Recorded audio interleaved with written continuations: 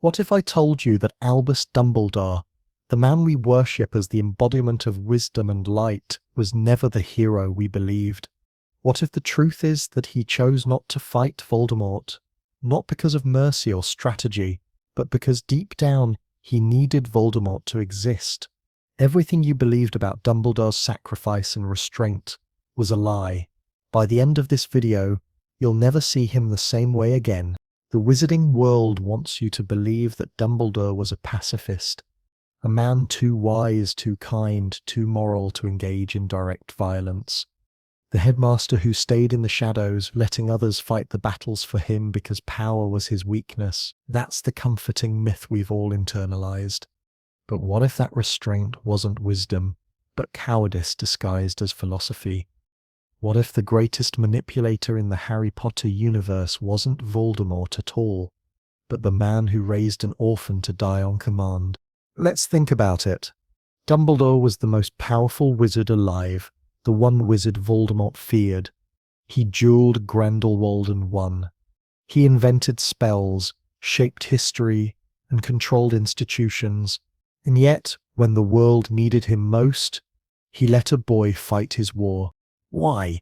Was it truly humility, or a calculated psychological control tactic? Was he protecting Harry, or using him as a weapon to absolve himself of guilt?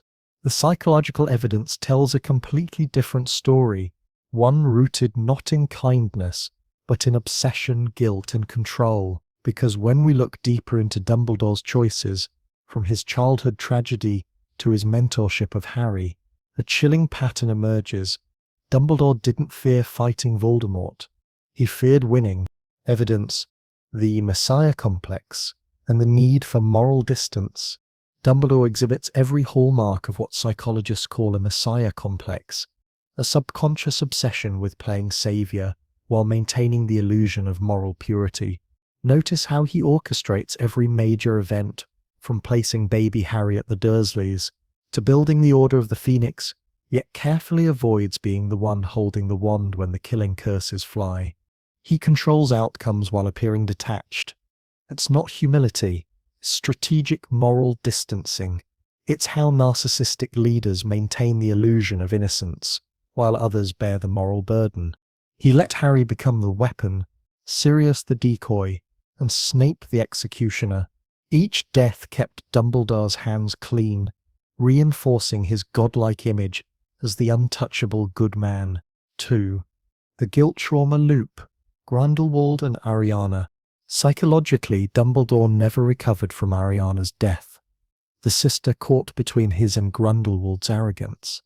That trauma shaped every decision he made afterward. He spent his entire life avoiding situations that mirrored that loss. Situations where his own power could kill again. Facing Voldemort head-on would have forced him to relive that trauma, to admit that once again, power had demanded action and blood. Instead, he hid behind mentorship and manipulation. He repeated the cycle, letting another child, Harry, become the sacrificial lamb, just as Ariana had been. In trauma psychology, this is called avoidance behavior, constructing complex rational systems to justify one's inability to confront the original wound. Dumbledore built an entire moral philosophy. Power is dangerous to disguise his terror of wielding it again. 3. The narcissistic supply of being the hidden architect. Voldemort's existence validated Dumbledore's identity. Without an enemy, there was no need for a guardian, no worshippers to revere his wisdom, no students to depend on his approval. Dumbledore's light only shone because of the darkness he allowed to grow. This is a classic narcissistic dynamic, creating or preserving chaos to ensure one remains central to the narrative. By refusing to end Voldemort personally, Dumbledore maintained his indispensable role. He became the quiet god of the wizarding world, benevolent, distant, and forever needed. Even in death, he engineered control letters, instructions, and the carefully timed revelation of Snape's memories ensured that his influence persisted. He didn't just want to win, he wanted to direct how victory would be remembered. 4. The manipulation of the chosen one. Let's confront the darkest truth. Dumbledore raised Harry to die. From the very beginning, he knew Harry was a Horcrux. He admitted it to Snape, yet he nurtured him, praised him, let him grow attached, only to send him willingly to slaughter. In psychology, this is the essence of trauma bonding, conditioning someone to equate suffering with purpose, obedience with love. Every year, Dumbledore fed Harry just enough truth to make him trust, and just enough secrecy to keep him dependent. Remember Order of the Phoenix? Dumbledore's distance wasn't for protection, it was a test of control. He withheld affection to see if Harry would remain loyal, even through emotional neglect. And Harry did. That's not mentorship, it's psychological conditioning. And when Snape asked, "You've kept him alive so he can die at the proper moment," Dumbledore's answer wasn't horror, it was calm acceptance.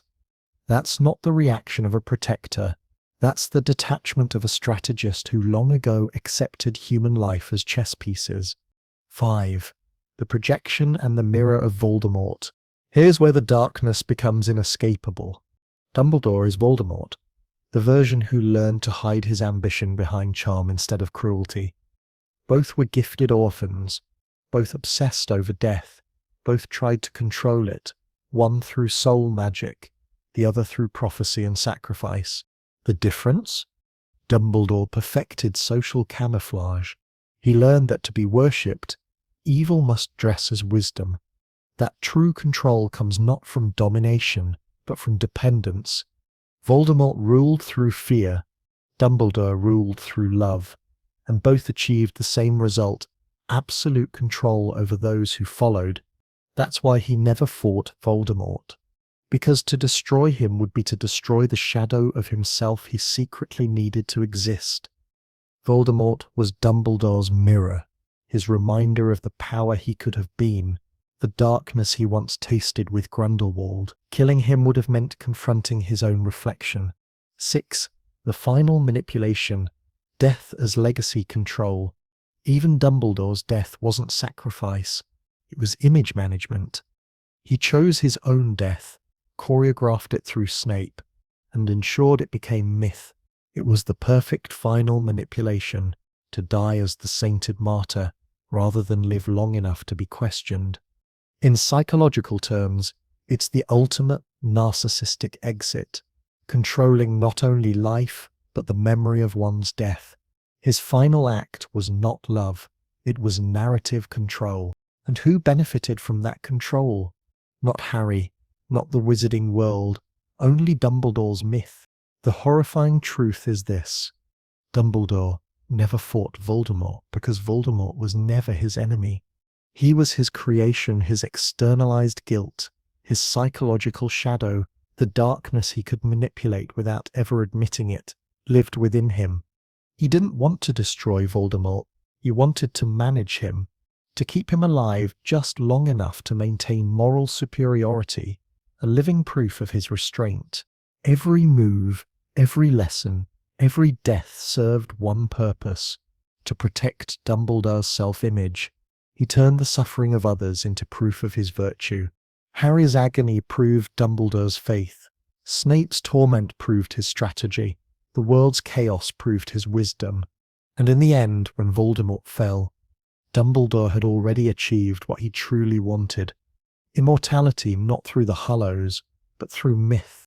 He became untouchable, the saint of Hogwarts, the eternal good man. But beneath that illusion lies the most chilling truth of all. He and Voldemort were two halves of the same god complex. One sought domination through fear, the other through worship.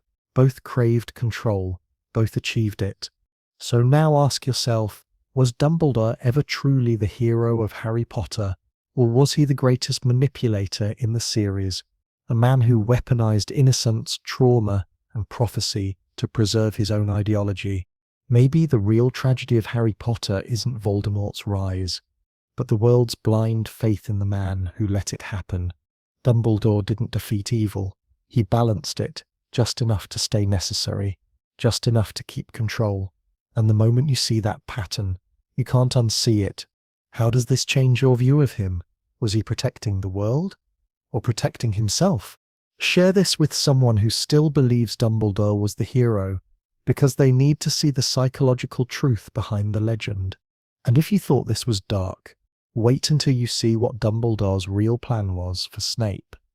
That story exposes a level of emotional manipulation even Voldemort couldn't imagine. Because in the wizarding world, evil doesn't always wear black robes. Sometimes it wears half-moon glasses.